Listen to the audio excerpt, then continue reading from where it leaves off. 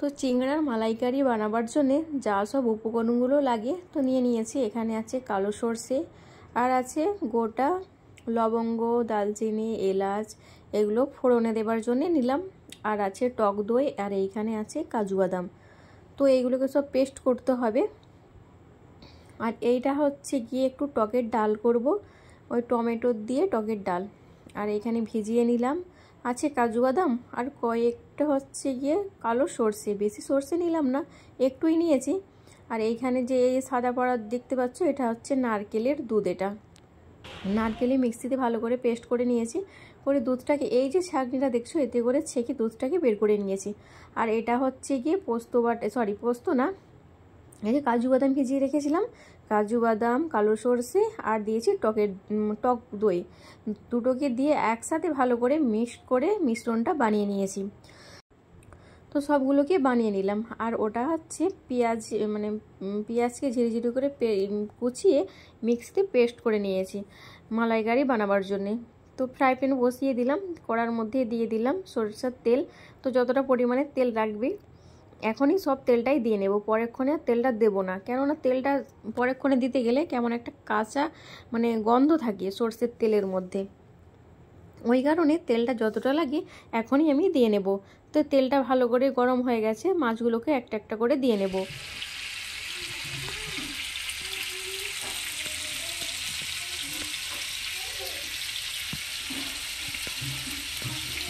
মাছগুলোকে সব দিয়ে নিলাম।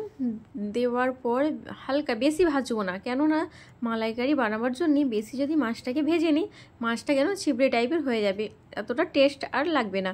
তো এই কারণে মাছটাকে হালকা করে ভাজবো, বেশি কড়া করে ভাজবো না মাছটাকে। তো পিঠে হালকা ব্রাউন কালার হয়ে এসেছে, ওটাকে উল্টিয়ে নেব, ওলট পালট করে ভালো করে মাছটাকে ভেজে নেব। তো ভালো করে বলতে একবারে কি লাল লাল তা না, তো তারই মধ্যে হালকা ব্রাউন কালার হয়ে আসবে, মাছগুলোকে নামিয়ে নেব। তো এই রান্নাতে আমি কিন্তু কোনো কিছু মশলা ব্যবহার করিনি, আমি যেমন হলুদের গুঁড়ো, জিরে গুঁড়ো এইগুলো কিন্তু দিইনি, এতে শুধু দিয়েছিলাম একটু কাশ্মীরি লাল লঙ্কা গুঁড়ো দিয়ে আর লবণ দিয়ে ম্যারিনেট করে নিয়েছিলাম ওই মাছগুলোকে। তো মাছগুলোকে ভালো করে ভেজে নিলাম, দেখলেই তো ভাজা মাছগুলোকে উঠিয়ে নিলাম। উঠিয়ে এখন ফোড়নের মধ্যে দিয়ে দিচ্ছে এই যে লবঙ্গ, গোটা থেতো করে লবঙ্গ, দারচিনি, আর দেব এলাচ কয়েকটা। তো ফোড়নে এইগুলোকেই দিলাম। আর তেলটা দিলাম না, এই কারণে আমি যখন ভাজা করি বলেই দিয়েছিলাম যে একটু বেশি করে তেলটা দিলাম, আর ভাজা করব না, আর তেল দেব না। তো এই কারণে তেলটাকে একটু বেশি করে দিয়েছিলাম। তো তেলটা তো এখানে সিমে করা আছে একবারে গ্যাসটাকে, কেননা কড়াইটা তো বেশ ভালোই গরম হয়ে আছে, তো হালকা আঁচটা রাখবে ওই আছে। তো ওই হালকা আঁচের মধ্যে দিয়ে এই যে গোটা গরম মশলাগুলো দিলাম, ওইগুলোকে দিয়ে খুব সুন্দর একটা সেন্ট বেরোবে। সেই সময় দিয়ে নেব যে পেঁয়াজটাকে পেস্ট করে রেখেছিলাম, ওই পেঁয়াজের পেস্টটা এখন দিয়ে নেব। এটাকে দিয়ে খানিকক্ষণ ধরে কিন্তু কষিয়ে নিতে হবে, কেননা ভাজা ভাজা করে নিতে হবে, কষিয়ে না, পেঁয়াজটাকে তেলের মধ্যে দিয়ে ভাজা ভাজা করে নিতে হবে। পেঁয়াজটা যখন তেল ছেড়ে দেবে দেখবে, সেই পর্যায়ে দিয়ে নিতে হবে যে পেস্টটা বানিয়ে রেখেছিলাম সরষে, টক দই, কালো সরষে, টক দই, আর দিয়েছিলাম কাজু বাদাম, ওই তার মিশ্রণটাকে দিয়ে নেব। দিয়ে ভালো করে নাড়িয়ে চাড়িয়ে নেব।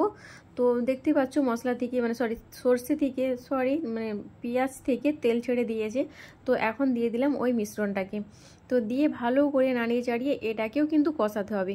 এটা একটুখানি কষিয়ে এটাও দেখবে, এই যে এটা দেখছো জলটা, এটাও থাকবে না, এটাও বেশ কষানো টাইপের হয়ে যাবে, ভাজা ভাজা হয়ে আসবে। সেই সময় দিয়ে নেব চিংড়াগুলোকে দিয়ে তারপরে যে নারকেলের যে দুধটাকে আমরা করে রেখেছিলাম, মিক্সিতে করে রেখেছিলাম, সেই দুধটাকে দিয়ে নেব। তারপরে মাছগুলোকে দিয়ে ভালো করে নাড়াচাড়া করে একটু ঢাকা দিয়ে রেখে দেবো। যখন নামাবো চিংড়ার মালাইকারিটা দিয়ে নেব একটু ঘি। তো আমি দিয়েছিলাম সুরভি ঘি। তো ঘিটা যখন দিয়েছিলাম সেই সময় আর ভিডিও শ্যুট করা হয় না, কেননা ছেলেরা কাঁদছিল মোবাইল দেখার জন্য। ছেলেদের তো জিদ রান্না করার সময় আমি রান্না করব, সেই সময় শ্যুট করার সময় ওরা বলে আম্মাজি আমাকে মোবাইল দেবে না, আমি তাহলে ভাত খাবো না। তো এই কারণে ভাত দিয়েছিলাম ভাত খেতে ছেলেকে, ছোটো ছেলেকে, আর বড়ো ছেলে তো স্কুলে চলে গেছিলো, তো ভাত খাচ্ছিলো সেই সময়, ওই কারণে দিয়েছিলাম মোবাইলটা। যখন ঘিটা দিই ওই কারণে ওটা আর শ্যুট করা হলো না। তো যাই হোক, এই ঘিটা দিয়েছিলাম, দিবার পর ভালো করে কষিয়ে নিচ্ছি এখন। এখনও কিন্তু আমি মাছটা দিইনি, এটাকে আরেকটু কষিয়ে নেব হালকা আছে, কিন্তু মশলাটাকে কষিয়ে নিতে হবে, কেননা দই দেওয়া আছে। একবারে যে মানে আঁচটাকে বেশি করে দিবে তা করলে চলবে না এই সময়টা, কেন তলায় লেগে যাওয়ার সম্ভব থাকে। তো ওই জন্য হালকা আঁচের মধ্যে এটাকে কষিয়ে নিতে হবে মশলাটাকে। তো ভালো করে কষিয়ে নিলাম, কষিয়ে নিয়ে তারপরে এই যে চিংড়াগুলোকে ভেজে রেখেছিলাম, তো ওইগুলোকে সেই মশলার মধ্যে দিয়ে নিলাম, কষানো মশলার মধ্যে দিয়ে ভালো করে নাড়াচাড়া করে নেব। পরে আর যে দুধটাকে রেখেছিলাম ওটাকে দিয়ে নেব, দিয়ে তো তারপরে রেডি আমার চিংড়ার মালাইকারির ফাইনাল লুক এটাই। তো আর একটু ঢাকা দিয়ে ঢাকা চাপা দিয়ে আর একটু ভালো করে কষিয়ে রান্নাটা সেরে নেব। ঠিক আছে বন্ধুরা, সাথে থাকো, দেখতে থাকো ব্লগটি।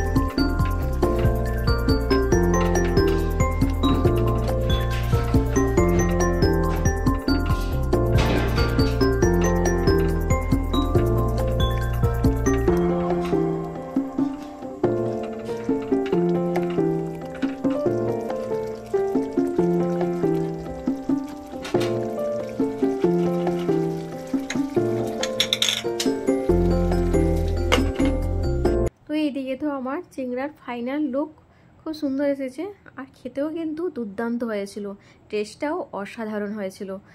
ছেলে বলছে আম্মাজি খুব সুন্দর হয়েছে মাছ রান্নাটা। তো যাই হোক, নিজে রান্না করে নিজেই মানে করছি, প্রশংসা করছি রান্নার। সত্যি কিন্তু ছেলেরাও বলছিল আম্মাজি রান্নাটা খুব সুন্দর হয়েছে। তো যাই হোক, আর ওইদিকে রান্নার ঢাকা চাপা দিয়ে দিলাম ওটাতে।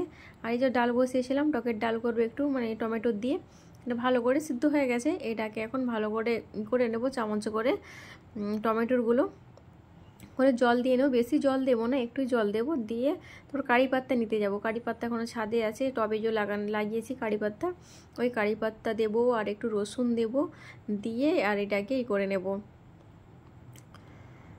বাগার দিয়ে নেব। তো যাই হোক, এখন যাব ছাদে, অনেকই কাজ আছে এখনও, কেননা কতগুলো কাপড় আছে, এখনও কাপড় কাচবো। তারপরে বাসনগুলো এই যে খেয়ে মানে সকালে ভাত খাওয়া হয়েছিল, চা খাওয়া হয়েছিল, ওই জল খাওয়াবার এগুলো সব এখনও পড়ে আছে, ওইগুলো এখনও ধোয়া হয়নি, ওইগুলোকে এখনও ধোবো, ধুয়ে তারপরে স্নান সারবো, মানে অনেক কাজ পড়ে আছে। তো যাই হোক, ঢাকা দিয়ে রেখে দিয়েছিলাম, ঘি দিয়েছিলাম, কিন্তু ঘিটা যখন দিই তখন দেখানো হলো না। তো যাই হোক, আর অনেকক্ষণ পরে এটা একটু নাড়াচাড়া করছি। তো এটাকে নাড়িয়ে চাড়িয়ে নিলাম, বেশি আর করলাম না, 4 জনা তো খাবো। তো তোমার দাদাই ফোন করেছিল যে মাছ কি আর বেশি করে নিয়ে যাবো, আমি বললাম যে না, এটাতে হয়ে যাবে। মানে ডালটা বসিয়েছি, আর হচ্ছে গিয়ে চিংড়ার মালাইকারিটা আমার হয়ে গেছে। তো এখন একটু যাব ছাদে, তো এখন একটু ছাদে এই কারণে যাবো কারি পাত্তা নিতে, তো ছাদে যাই, কারি পাত্তাটা নিয়ে আসি, রোদটাও প্রচুর।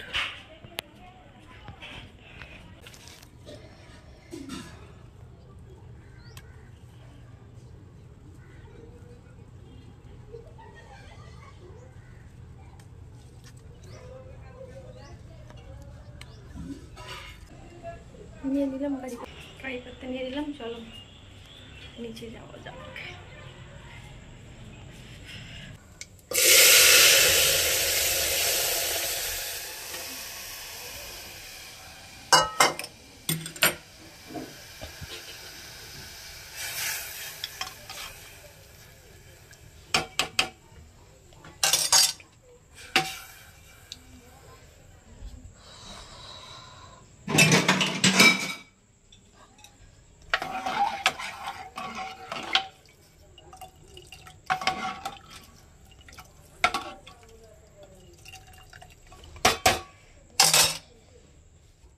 তো এটাতে হচ্ছে আলু মাখা, বেরেস্তা করে আলু মেখেছিলাম, আর এটাতে হচ্ছে তো ডাল রান্না করলাম দেখলে, ওটাতে ডাল, আর ওটাতে আছে ভাত, আর এটা হচ্ছে চিংড়ার মালাইকারি, আজকে স্পেশাল রান্না আমাদের। তো অনেক দিন থেকে ছেলেরাও বলছিল আমার যে মাছ রান্না করো, চিংড়া মাছ রান্না করো। আর এখানে দেখছো সবগুলো বাটিতে ছোটো ছোটো এই যে বাটিগুলো ওতেই রেখে দিলাম, কেননা ওইগুলোকে কৌটোতে ভরার মতো এখন আমার আর সময় নেই, অলরেডি অনেকই দেরি হয়ে গেছে। তো যাই হোক, এখন যখন খেতে বসলাম তখন বাজে ওই 3টের মতো আমরা খেতে বসলাম। তোমার দাদাভাই এসে গেছে, ছেলেরা খেয়ে নিয়েছিল, তো আমরা দুজনেই বাকি ছিলাম। তো এখন আমি নিলাম আর তোমার দাদাভাই দুজনের ভাত নিয়ে চলে এসেছি এই রুমে। তো এই রুমে বসে খাবো। তো ভাতগুলোকে নিয়ে নিয়েছি। আর বন্ধুরা, ভিডিওটি আজকের মতো আমি এখানেই এন্ড করলাম। আবারও আসবো নতুন দিন, নতুন সকাল, নতুন একটা ভিডিওর সাথে তোমাদের সকলের সামনে হাজির হব। তো বন্ধুরা, এখানেই বিদায় নিলাম। সবাই ভালো থেকো, সুস্থ থেকো, আর সবাই কিন্তু সবার পাশে থেকো। হ্যাঁ, আরেকটা কথা বলতে ভুলে গেছি, আমার যারা ভিডিও দেখো তারা কিন্তু ফুল ওয়াচ করবে, কেউ একটু দেখে চলে যেও না প্লিজ, ফুল ওয়াচ করবে।